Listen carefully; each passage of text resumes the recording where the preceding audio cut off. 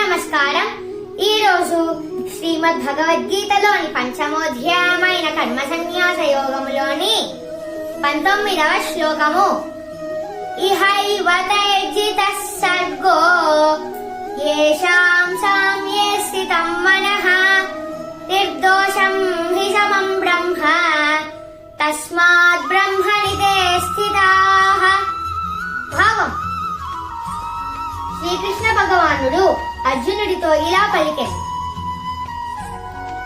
సమదృష్టి అందు సంపూర్ణ మనస్సుతో స్థితులైన వాడు ఈ జన్మలోనే జనన మరణ చక్రమును జయిస్తాడు.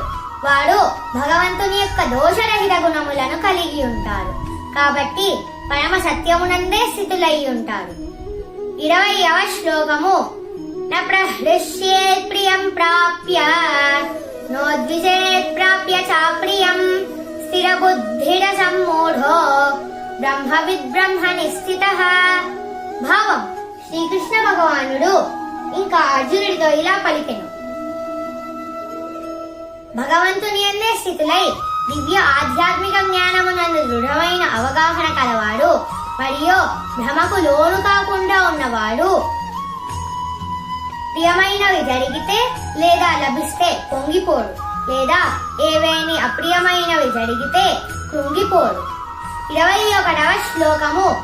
బాహ్య స్పర్శేష్వశక్తాత్మ విందత్యాత్మని యత్సుఖం స బ్రహ్మయోగయుక్తాత్మ సుఖమక్షయమశ్నుతే.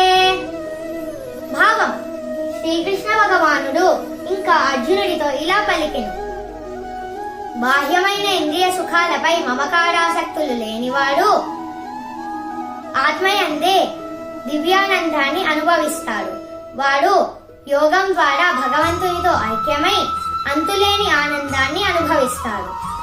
ఓం శ్రీ పరమాత్మనే నమః.